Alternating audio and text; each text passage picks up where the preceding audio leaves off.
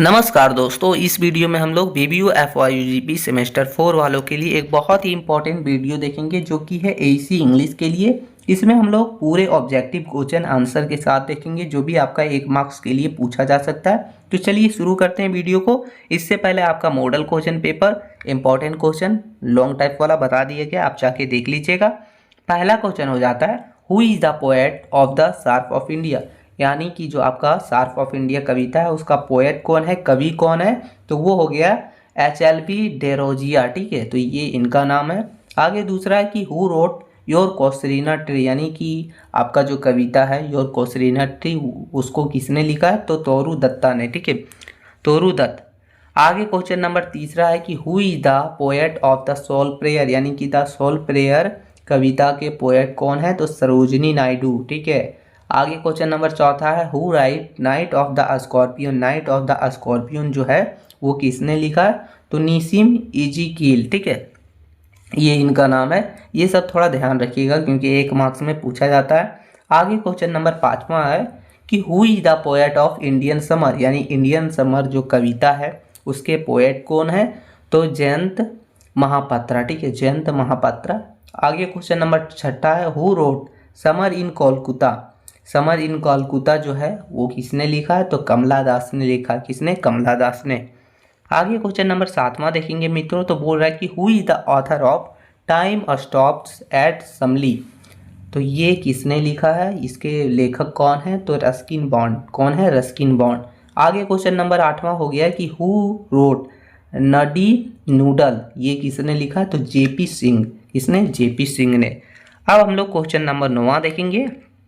बोल रहा है what is the symbol significance of the harp in डिजो Derozio the harp of India, यानी कहने का मतलब ये है कि इस कविता में जो है वो जो आपका हार्प जो है यानी कि वीणा उसको कौन से प्रतीक के रूप में लिया गया है, तो भारत का खोया हुआ महानता और कल्चर की। ठीक है, तो ये सिंबल के रूप में लिया गया है। आगे क्वेश्चन नंबर 10वां है कि what does the casuarina tree symbolise, यानी जो कोसरीना ट्री है उसको कौन सा सिंबल के रूप में लिया गया है, तो उसे लिया गया है बचपन का जो है आपकी यादें और आपके पारिवारिक प्रेम यानी फैमिली लव। ठीक है।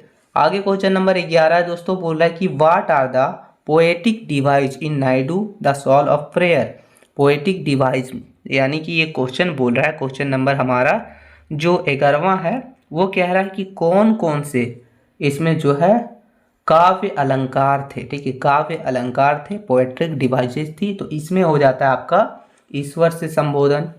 ठीक है, ईश्वर से संबोधन हो जाता है आपका। फिर हो जाता है रूपक, रूपक मेटाफोर। फिर है रेपिटेशन, इमेजरी एंड एलिटरेशन। ठीक है, ये सब है यानी कि भाषा वगैरह, अनुप्रयास वगैरह, चित्रात्मक भाषा वगैरह, तो ये सभी चीज़ें हैं।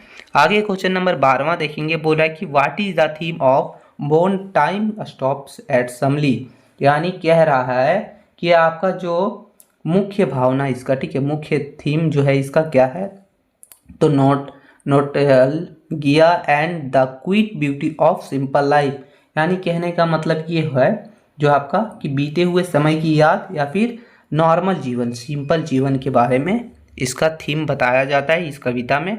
आगे क्वेश्चन नंबर 13 है कि what is the purpose of JP Singh noddy noodle, यानी इसका पर्पस क्या था लिखने का, यानी लिखने का उद्देश्य क्या था, तो इसका लिखने का उद्देश्य था criticise social and intellectual foolishness through humour and satire, यानी जो आपका समाज में चल रहा है मूर्खता वगैरह उन सभी पर ध्यान दिलाना।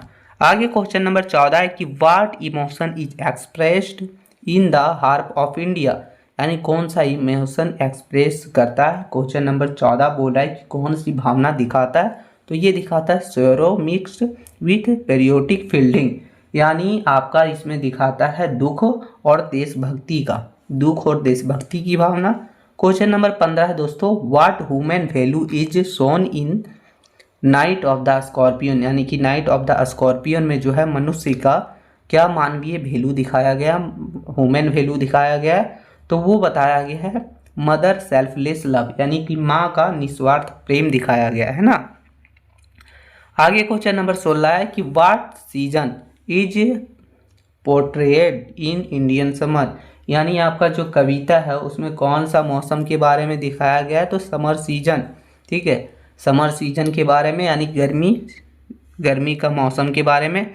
आगे क्वेश्चन नंबर 17 हो गया कि what moral value in highlighted in the soul prayer, यानी सोल प्रेयर कविता जो आपका है, सोल प्रेयर कविता में कौन सा मोरल वैल्यू यानी कि नैतिक मूल्य बताया गया है, तो सच्चाई का यानी ट्रस्ट, और कॉरेज का यानी सच्चाई और आपका साहस का। आगे क्वेश्चन नंबर 18 है कि what is the tone of the soul prayer, यानी द सोल प्रेयर कविता है उसका टोन क्या है, उसका भाव क्या है, तो हम्बल एंड डिवोशनल, यानी कि आपका विनम्र यानी हम्बल दयालु जिसके अंदर होता है, फिर भक्तिपूर्ण वगैरह दिखाया गया है। आगे क्वेश्चन नंबर 19 हो गया दोस्तों कि what does Shamli symbolise in the time stops at Shamli, यानी आपका जो क्वेश्चन नंबर 19 है वो बोल रहा है कि समली जो है इस कविता में समली किसका प्रतीक है, तो समली जो है शांति और सिंप्लिसिटी यानी पीस एंड सिंप्लिसिटी यानी सादगी जीवन और यानी सादगी का और शांति का प्रतीक है। आगे क्वेश्चन नंबर 20 है कि what social habits is mocked in noddy nodal, यानी सामाजिक आदत का मजाक क्यों उड़ाया गया था इसमें, किस चीज़ को लेके, तो ब्लाइंडेड इमिटेशन ऑफ अदर, यानी बिना सोचे समझे दूसरों का नकल करने का जो है इस कविता में मजाक बनाया गया था। तो ये हमने टोटल 20 प्रश्न लिए हैं जो आपके एग्जाम के लिए बहुत ज़्यादा इंपॉर्टेंट है, बस आपको यही कर लेना है। ठीक है, थोड़ा भी हेल्पफुल लगा एक छोटा सा लाइक कर दीजिएगा। मिलते हैं नई वीडियो में, तब तक के लिए जय हिंद मित्रों।